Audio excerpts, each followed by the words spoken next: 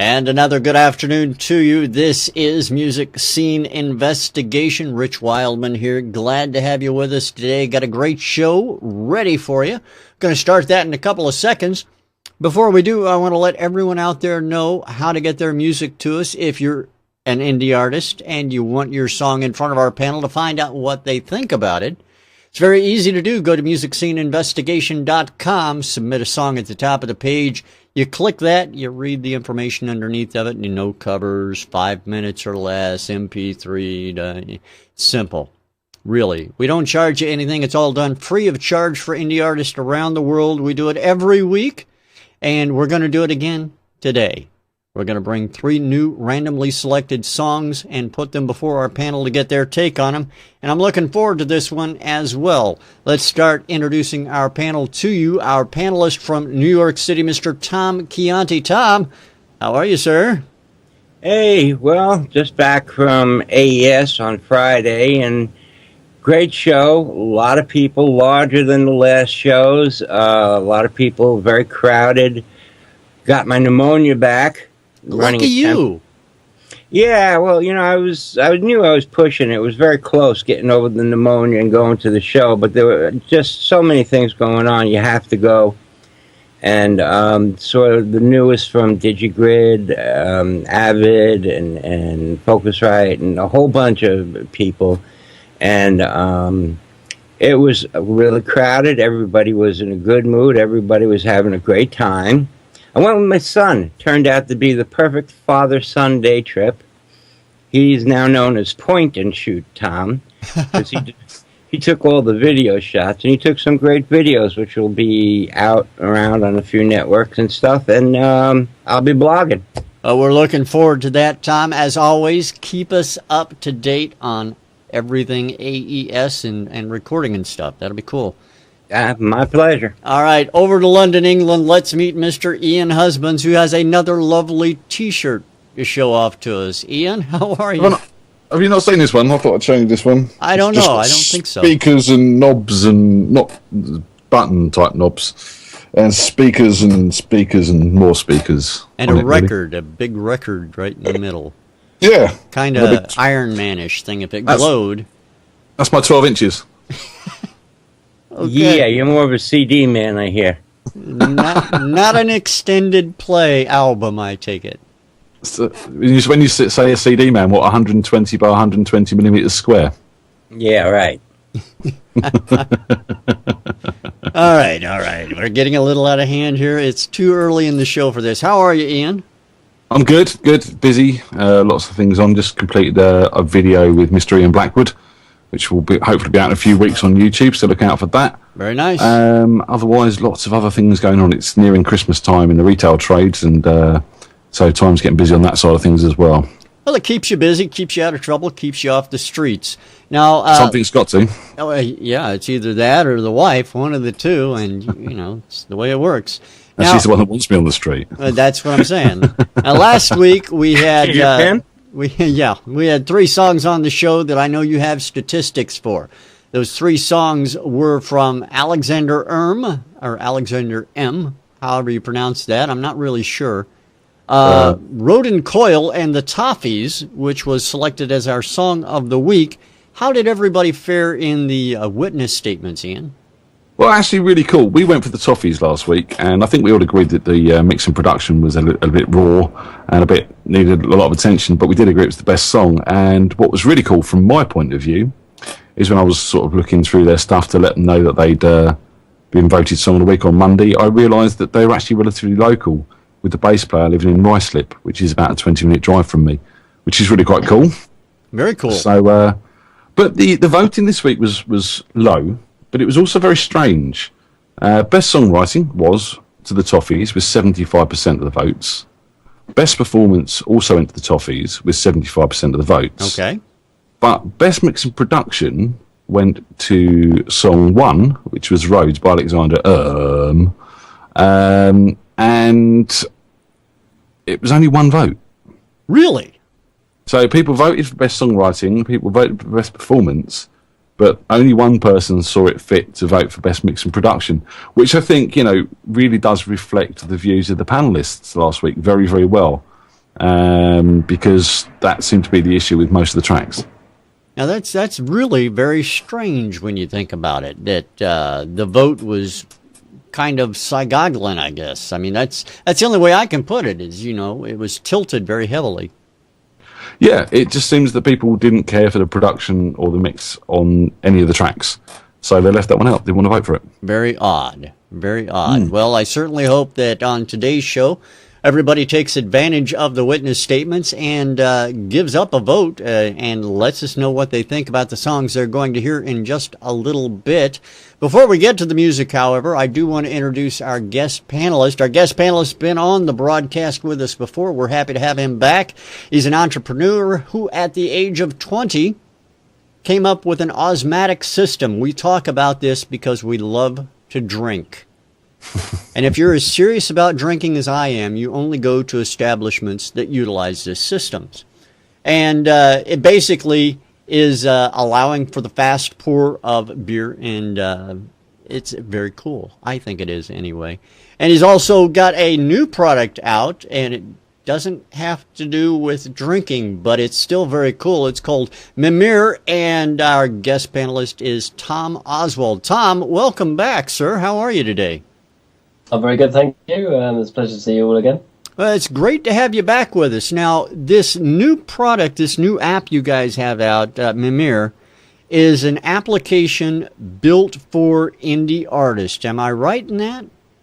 Yes, you're totally correct. There's a huge free directory of radio stations, blogs, merchandise suppliers, PR companies, photographers, films, and hundreds of other sites that musicians can utilize to increase the success of their careers.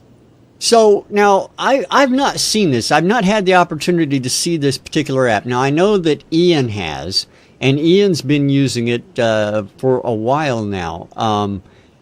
Tell me and tell everybody in our audience who may not be familiar with it what the app actually looks like and how they can utilize it.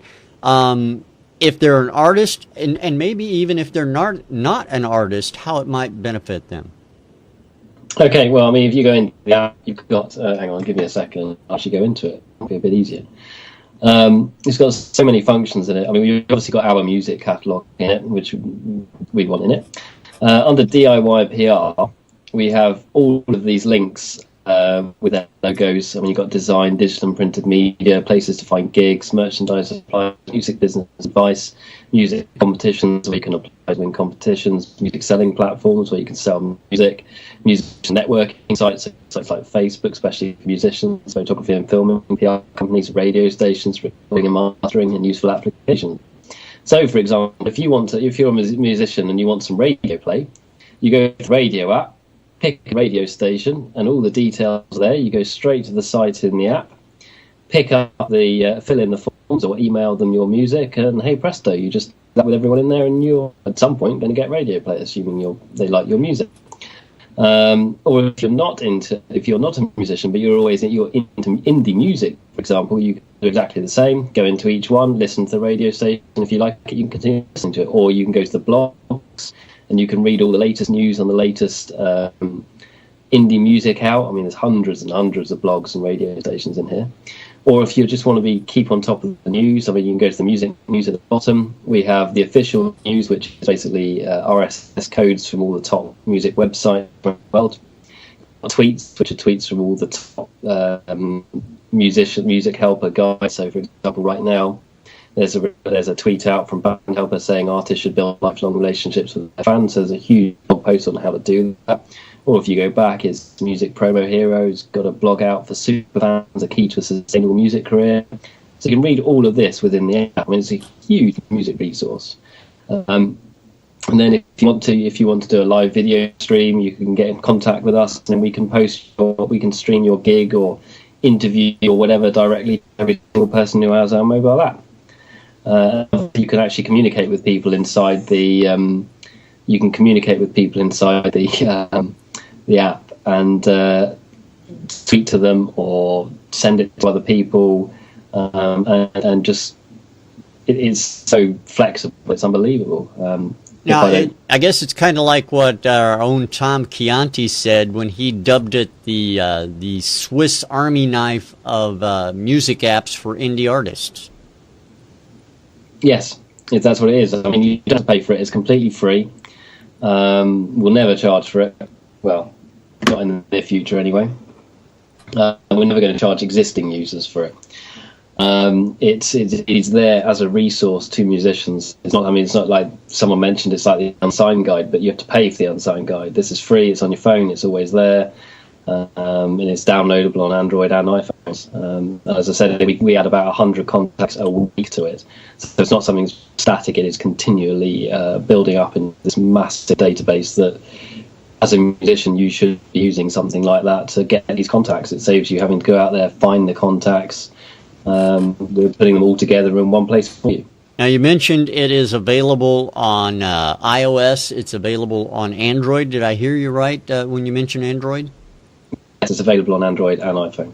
All right. Now, where can someone go to find out more information about it, get more details outside of the app stores? Do you have a website for it? Can you direct them? If they go to our Facebook page or Twitter at Meme Music, we have a Meme Music Facebook page as well. All the details are there, but to be honest with you, I mean, it's free. You can download it. If you don't like it, then delete it. But you can have a good understanding, a good look around of it, and utilize it to your own use. I mean, we've got other things in it, so you can post your comments. If you've got a gig coming up, just post it into the comments section, and then anyone who's near you can go to the app, get near me, and they can actually see if how close your gig is to them, and if they like it, they can go to it.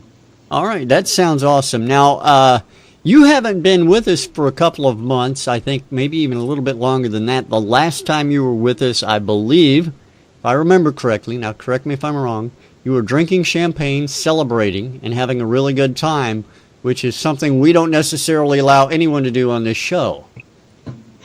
Yes, I was doing that, and then had to do the show on an iPad and an iPhone. And today, you're doing it a little bit differently, but you're still the renegade that you ever were. You're doing the show on an iPad and a laptop today. You're just mixing it up a little bit. No, I'm doing it on an iPad and a desktop today, not a laptop. Okay, so just to be different, I guess. So He's the pioneer of finding new ways to do a podcast. He can do it anywhere, anywhere he wants. That's my point. That's where I was going. So what I was going to ask is what you've been doing since last time we talked with you, besides Mimir. Now, I know that is a huge undertaking, and I know that you guys have spent a lot of time on that to get it to where it is today. And I'm actually going to go out and download it because I want to see the details of it because, like I said, Ian got it. And he never mentioned it to me, so I never got it. So I did mention it to you. He's going to say he did. No. Let's have this row now, shall we? No. Well, I have had the app, and I have spent a bit of time with it, and it's slick, it's functional, and it's like having the unsigned guide or one of these musicians' directories in your pocket all the time, and it's free. And it's there, and you've got so much you can sort of find. You can tweet people, you can watch video, you can listen to music. It is the pocket knife of apps for indie music and indie musicians as well. Now, Ian, as a person who's used this app, let me ask you, in all seriousness, the thing that you've found most useful within Mimir, what would it be? I haven't spent enough time with it to make use of it properly. I was saying to Tom earlier, it's, I can see myself making use of it. And it's like anything, you settle into using one of these apps, and you find more and more uses for it. Just like earlier, I thought this needs some sort of calendar. But then I found that you can add your own events into a calendar and have them listed as favourites and bits and pieces like that. So it does these little things that you sort of eventually want it to do. It's already doing. Well, that's very cool. Now, Tom, in the creation of Mimir, when you first started thinking about this, obviously the Swiss Army knife of indie gear is probably not what you started out thinking. Maybe you did. I'm not sure. What was in your mind when you first came up with the concept? I'm not sure. I'm one of those people who just randomly come up with an idea and do it. I mean, I know I wanted something for my own use because I like to keep on top of all the latest news, business news, and we've got 15,000 followers on Twitter or something, and it's a nigh on impossible to filter it out to the actual useful things. So I wanted something which would culminate all that into one. I wanted to get our brand out there as well. And the Red Dragon brand's always been about helping artists, whether they're signed to us or not. So we thought, we'll combine it together. We'll put together an app which would contain music of our own.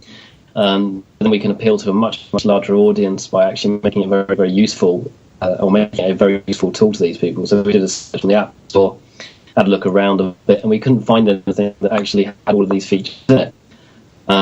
So I did some research, and we ended up going with the company to manufacture or design the app, and put everything together. And of course, as we were designing the app, it had more and more things we could put into it. So we started off with just music, then we saw we could do news feeds, so we did that. And we saw we could do a database, so we added a database. Then we saw we could do live video streams, and it just went on there. I mean, if someone's going to offer me something to use, I'm going to use it. Yeah, well, I don't blame you there. I don't blame you a bit. Now, speaking of Red Dragon Records, when we first had you on the broadcast, we talked about Red Dragon Records. I want to revisit that because I know that that's near and dear to your heart. And as you said, the goal of Red Dragon, the label, is to help out as many artists, whether they're signed to you guys or not. So how are things going at Red Dragon Records? And where have you been and where you been going since last we talked about that? When did we last talk about that? It must have been over a year ago. It has been, yeah. The label's growing, gone from strength to strength, and we just signed another band called Anyone's Guess, which is a female-fronted Orlando-based rock band. Over the next year, we're doing a drive to get ourselves 50 bands onto the label under grassroots contracts, which basically means that we sign the band to us. We fund everything over that year, and if they hit certain milestones, we'll then pay for them to go into the recording studio, and we'll then pay for a release as well. So we want to take the label up to the next level. We've also signed a deal with the Spectrum Music Group, which is one of the biggest independent labels in the world. They're American-based. They've got 150 artists on, all of which are top 20 or top 40 Billboard artists whenever they do a release. So we're now a subsidiary to them. So if they like any of our artists, they'll take on the artists, invest very large amounts of money behind them, put them on tours, put them into publishing groups. So that's been a huge bonus to us, and that took place about 3 weeks ago. Yeah, that sounds great. I mean, it's definitely got to be a boon for you, for the artists who are with you. I mean, I would think that would be a huge opportunity, obviously. Oh, yes, without a doubt. I mean, we've become an A&R for that group. So we look at all the artists, we'll pick up our artists and continue to function as a normal record label, but we have the added advantage that we have an even bigger label behind us, that if this artist has a particular opportunity, or they think this artist will do well in the wider market, then they will invest behind that artist. That's awesome. I think that's great, and I'm glad to hear you. Much success on that for you. And I tell you what, let's see if we can today maybe find you someone else who might be interested, another artist that you might sign up. Who knows?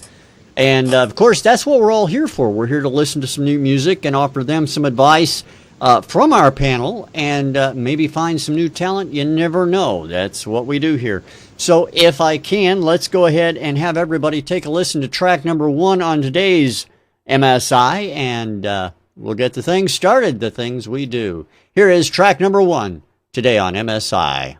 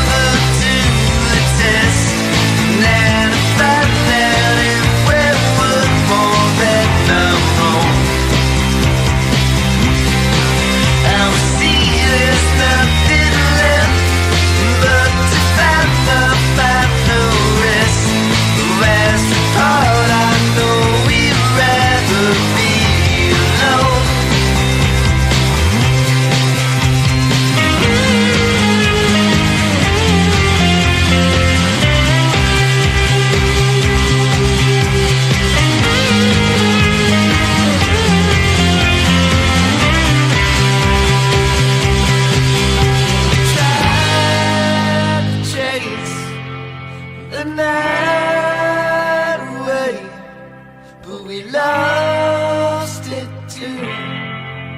The day, yeah, we tried to chase the night away, but we lose it too.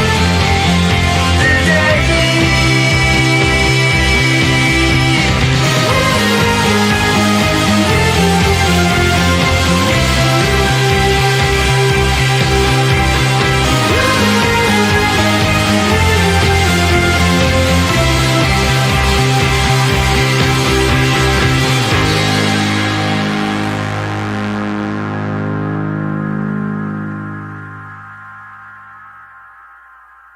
And that's song number 1 on today's Music Scene Investigation. We're going to go over to Mr. Ian Husbands first, find out what his thoughts are. Ian, what do you think of track number 1? Okay, yeah, there's certainly the good startings of something here. Vocals. The vocals, I liked his vocals in the choruses. He's got that sort of quirky edge. Reminded me of bands like Cast and offshoots of, what was the band called? Stone Roses and things like that. But on the chorus, the vocalists seemed to struggle hitting some of those sort of back-end notes.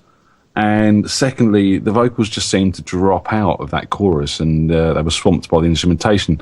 So that movement from the verses into that chorus was lost, and I think dynamically as well, because the vocals just sort of stayed on the same level. They didn't rise with the music. And you had the nice little synth lines and that came in that were running behind it, sort of gave it a nice top-end sparkle. But those vocals just weren't poking out that mix and driving that chorus like they should have been. It's got a very 80s feel. Someone in the chat room said The Killers. Yeah, it's got an element of that as well. And I think, there is the start of a good song here. I like the little movement into the guitar solo. That worked for me as well. And I found the bass line got a little bit too repetitive, a bit too driving, too much all the time. It reminded me of Blur. What's that? Streets Like a Jungle, Call the Police. That what was the song? Tom. Girls and Boys, wasn't it? Girls and Boys by Blur. The bass line reminded me of that. But it got a bit too overused for my liking. Mix-wise, you can hear everything clearly, except for those vocals on the chorus. And everything sort of sits there nicely. Drums are a little bit too distant, but everything seemed to be on top of each other. There was no real space in the mix, no real use of wide stereo to sort of give parts a bit of depth, and as Tom's probably going to say, use of different reverbs to make things just stand out a little bit more. So I just found everything was occupying the same space. But yeah, it's a good song here. It's a good demo, but it needs a lot of attention to that mix, and those vocals need playing with on the choruses, not just from the point of view of mixing, but performance as well. All right. Well, I appreciate that, Ian. Thank you very much. Over to Mr. Tom Chianti. We'll call him Coughing Man, because that's what's happening today. Tom, what do you think of track number 1? Well, I agree with Ian on a couple of things. Definitely the vocals need a lot more attention and should come up in the choruses. The intro definitely overshadowed the verse coming in, and it overhang and obscured the entrance of the vocalist. And that's usually the very important part of the beginning of a song. You want to hear the vocalist when he first comes in. Overall, I like the mixture of transitions and parts. Everything seems well played. Although, as Ian said, it's all on top of everything. I think the mix lacks focus and direction. And really, the idea is to lead the listener through the song and let them hear that vocal loud and in the beginning and anchor them in a spot in the song. And then pepper in all these parts to sort of, nice little bits of scenery along the way. And in here, the scenery is like jumping in the way in the trail every once in a while. So it's a little confusing to follow and make out a lot of the words, because the instruments are jumping in and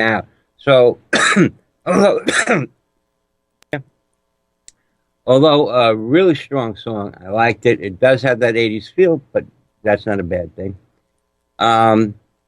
It needs focus. It needs balance, and it will sound a lot better, and people will enjoy it more instead of shying away from some sounds that are too loud or coming up when they shouldn't.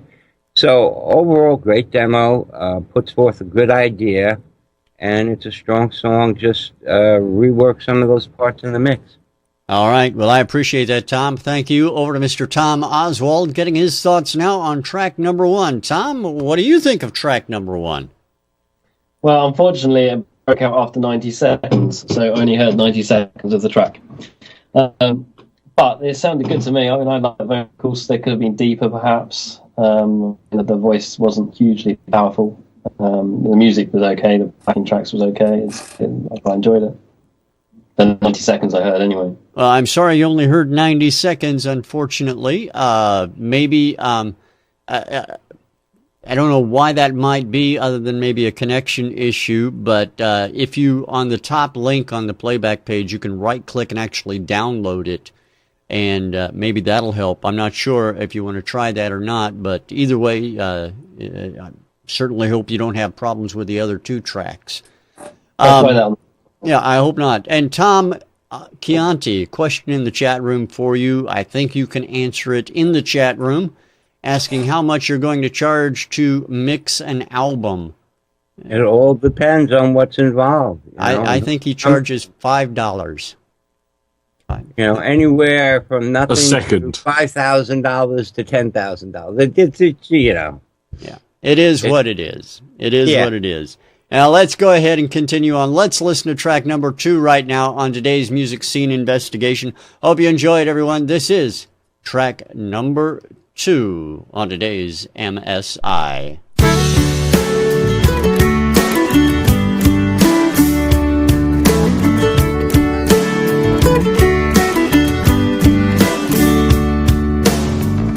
How can I tell my left from right when I can't tell my right from wrong? How can I stand to turn out the light when I can't stand to sleep alone? Should have recognized the mask of a joker. This time the joke's on me, 'cause I'll always be the queen of hearts, and you'll always be the king of fools. Breaking my heart broke all the rules.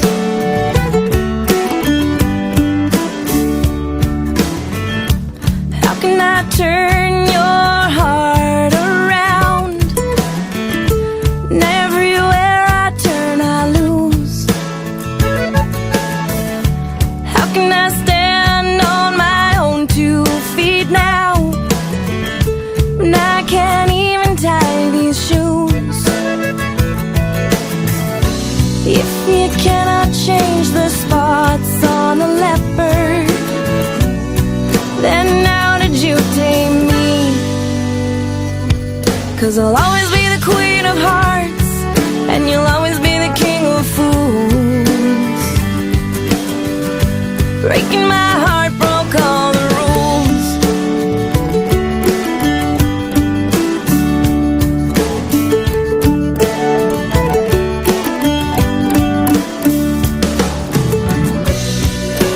Love is just a game, but I had to learn the hard way.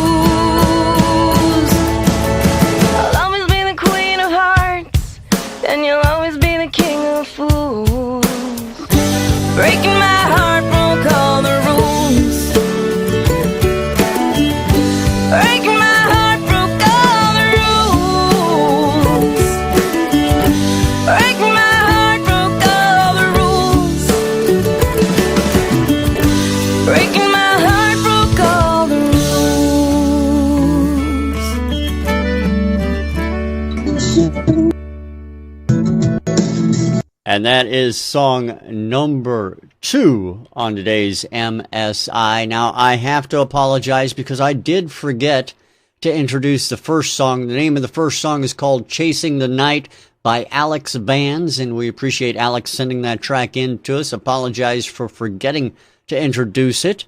And we're going to go straight to Tom Chianti to find out his thoughts on track number 2 right now. Tom, what do you think of track number 2? I like this country style tune a lot.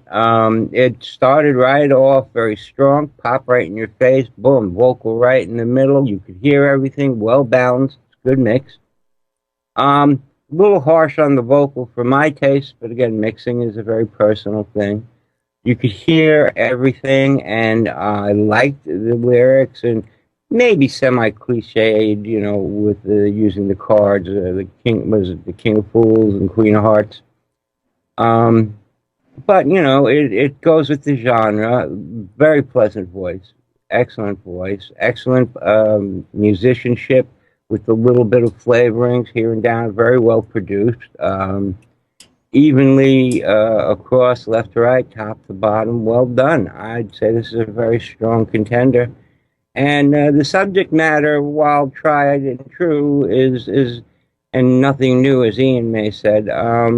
It's just pleasant to listen to with all the little additives that they have along the way, and it's got like a retro Grateful Dead feel mixed with the new country. So I liked it.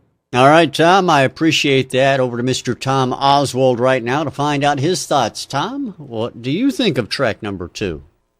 I really liked it, actually. I was sat there listening to it, and I could definitely see myself chilling out to that on a Saturday or Sunday rainy afternoon, just thinking about what it was that you can lose yourself in. And a lovely voice as well. I don't know about that. All right. Short and sweet and to the point. I like that. I appreciate that, Tom. Thank you very much. Over to Ian, whom Tom Chianti thought already gave his thoughts. Ian, what do you think of track 2? That's because I submitted them telepathically to him before I had to speak. I got it. I'm sorry. I always forget about that superpower you have. Forgetting Ian is that voice in my head that I'm told to not follow. I am your conscience. Well, something. That's the one. Yeah, I like this track. Very pleasant. Really, really like the production on the acoustic guitars, and I think there was a bit of banjo in there or mandolin or something like that. I like the use of the organ. Rich, I really like that organ, just to let you know. I know you like organs a lot. Yep, it's a steady on, son. The fiddle, I think there was some fiddle going on there as well. It was really nice. I mean, everything, all the instrumentation on this was just right for this track. And I loved the sort of understated production of it all as well. It was nothing sort of, no big endings or anything like that. Would have liked to heard a bit more BVs coming in on that chorus and stuff like that. Lovely voice. And I didn't think the production of the voice was harsh at all. I thought it was dry and it just sat perfectly above everything. But, everything was clear around it as well. Lyrically, it was within its genre's bounds, if that makes sense. There is a touch of cliche, but, like the sort of Queen of Hearts, King of Fools reference and things like that. So, yeah, it's certainly sort of a song that if it came on, you think, yeah, that's a good song. I like that. And I probably wouldn't mind listening to it again. So, all right. Well, very good, Ian. When I had said harshness, it seemed like towards the end of the song when she was really pushing it, just got a tiny bit distorted. Didn't hear that. Okay, so it's my pneumonia. It might be, Tom, and hopefully you'll get over that before next week's show, and your hearing will be perfect once again. But I know. Let me introduce that track. The name of this track number 2, is called King of Fools by a group called Happenstance. We appreciate Happenstance sending that track into Music Scene Investigation. As I said earlier, if you're an indie artist out there, want your music in front of the panel, easy to do. Go to MusicSceneInvestigation.com and click on Submit a Song, and then you're set. It's very simple to do.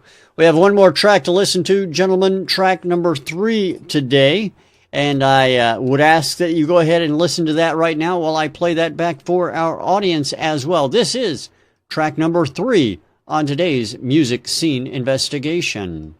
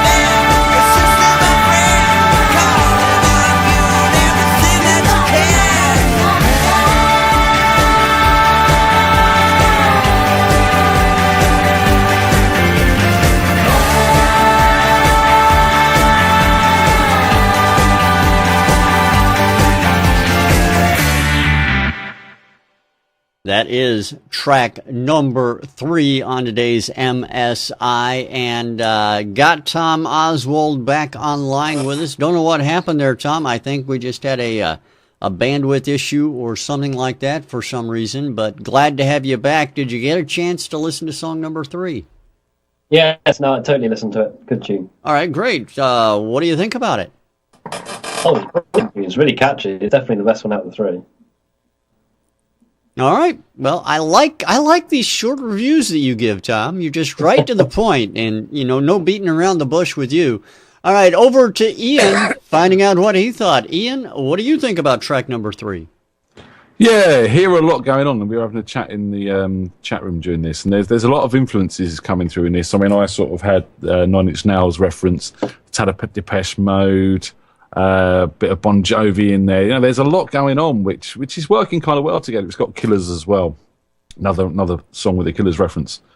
I felt it could have been a bit shorter as an overall thing, as a sort of more single edit. Take a minute off it, make it 3.5 minutes instead of 4.5 minutes. But I thought that the chorus was strong. The vocal delivery was good. It was kind of one of those melodies that, you kind of heard before. Someone else has done something very, very similar. But I don't think that detracted in a way. It kind of just gave the track a bit more of a familiar feeling. Love the dynamic of the track. I mean, I did feel, again, going into that chorus, it could have been a bit bigger.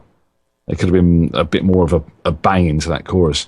And there was a few times in the female vocals were coming in left and right really harsh, and she seemed to dominate above that sort of distorted male vocal. It's definitely sort of contemporary in its feel, I think. It does need a bit of work on the mix. I found the whole mix across the board a bit flat. No real sort of top-end sparkle or nice bottom-end warmth. It all sort of seemed to be sitting in the mids and could do with probably a simple bit of mastering just to sort of brighten it up a little bit and bring it all out. But otherwise, yeah, strong deliveries, strong performances. The mix was good but could be better, and a strong song from the point of view of the writing and the performances. All right. Well, I appreciate that, Ian. Over to Mr. Tom Chianti for his thoughts now. Tom? Okay. And this is where I agree and disagree with everybody. Okay. I agree with Tom. It's really upbeat. It's got a catchy beat. It's a great tune. I agree with Ian that got a lot going for it, and definitely the Nine Inch Nails with the beat and everything and the distorted vocals. My biggest problem I had with it is the music's a little too far away. The background vocals in the chorus are louder than the lead distorted vocals. I think this is a point of not having enough time to mix. I think they should save that mix, definitely. It's a great start. And then spend another couple of hours on balancing it and get those vocal balances under control. Because there is a lot of influences here and a lot going on, and you want to feature them. You want to bring them out. You want to bring the beat out more and just tame the vocals so that they add to rather than over-dominate. Latter part of the choruses, there was some tonality problems going on.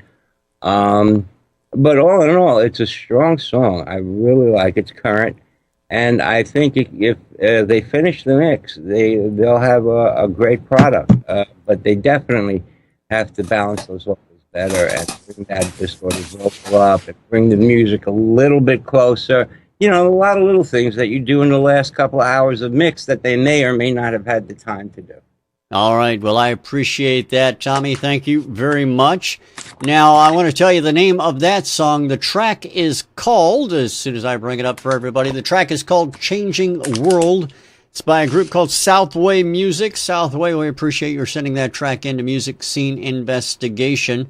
Now, what we need to do is we need to throw it over to our panel so that they can determine and decide upon a song of the week. So I'm going to leave it to you guys to discuss it and let me know what you think about your choice for song of the week. Well, I'm going to jump straight in this week. I think the level of songs across the board this week has been quite impressive. There's some good stuff going on.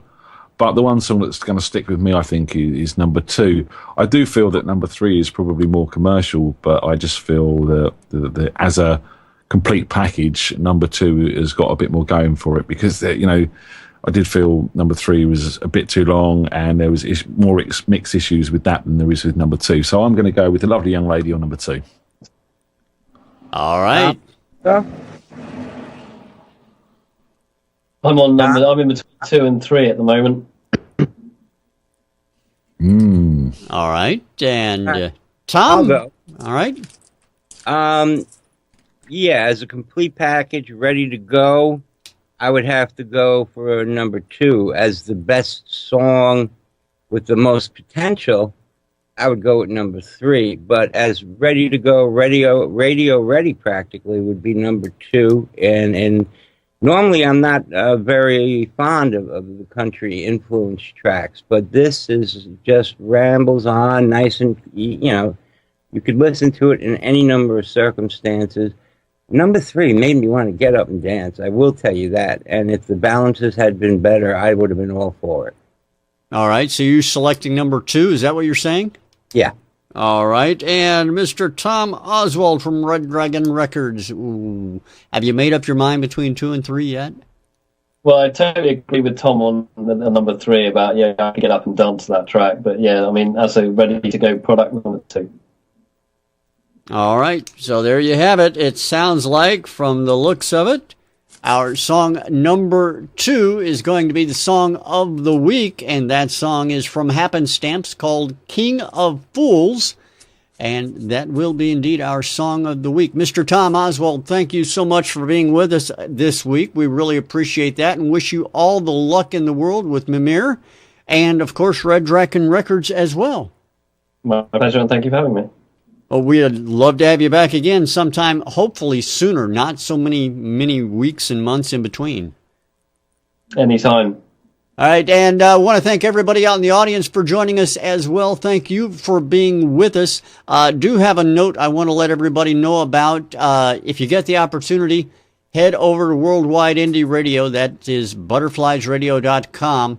This Tuesday night, Twitter Tuesday Live, I'm going to be co-hosting with Mark Lamdansky. Carol is taking the day off. It's going to be a lot of fun. Should be very interesting. We'll see if I can get Carol? Yeah, we kicked out Carol, Tom. He's kidnapped her. Rich has kidnapped her. He's got her stored in the closet at the moment. He's also got himself a blonde wig and he's learning an Australian come English accent. I am. A little bit of what's his name from Psycho. Yeah, what's his name from Psycho? I don't know who Tom's talking about, but thanks for being with us, everybody. Ian, Tom, and Tom, thank you as well. We're going to play out this week with Happenstance and their track King of Fools. So thanks for being here. See you again next week right here on Music Scene Investigation. Thanks, everyone. Bye. Bye.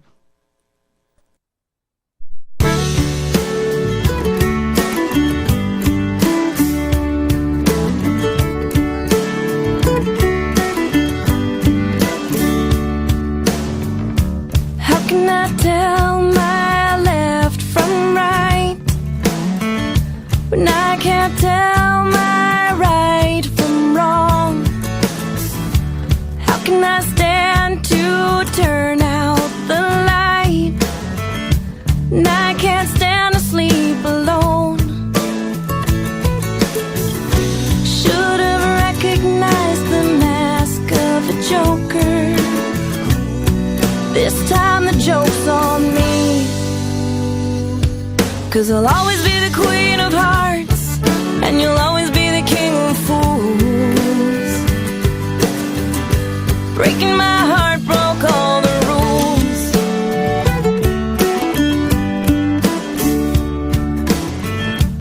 How can I turn your heart around? And everywhere I turn I lose. How can I stand on my own 2 feet now when I can't even tie these shoes? If you cannot change the spots on a leopard, then how did you tame me? 'Cause I'll always be the queen of hearts and you'll always be the king of fools. Breaking my